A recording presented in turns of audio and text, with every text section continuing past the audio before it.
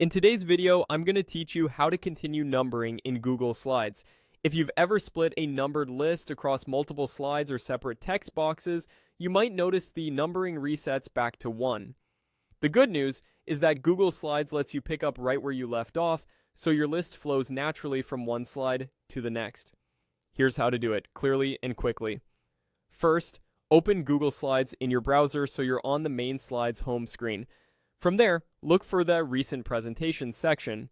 This area shows the files you've worked on most recently, which makes it easy to jump back into your deck without hunting through folders. Click the presentation you want to edit to open it. Once your presentation is open, navigate to the slide that contains the continuation of your list. Click inside the text box where the next item should appear.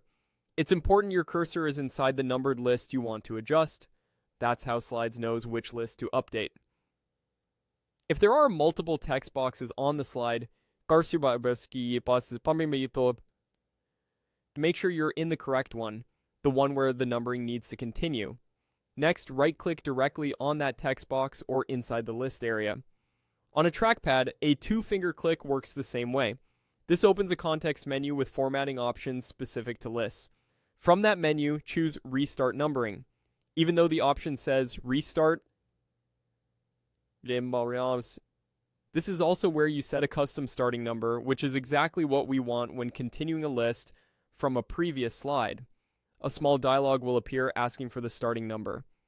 Type 4 to continue the numbering.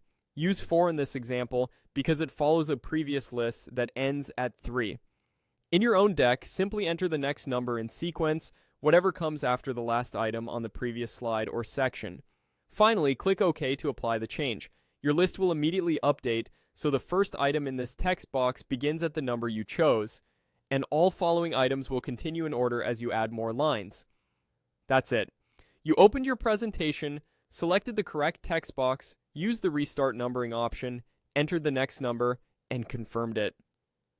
A quick tip before we wrap up. This change applies only to the list you selected, so repeat the same process for any other lists that needs to continue later in the deck.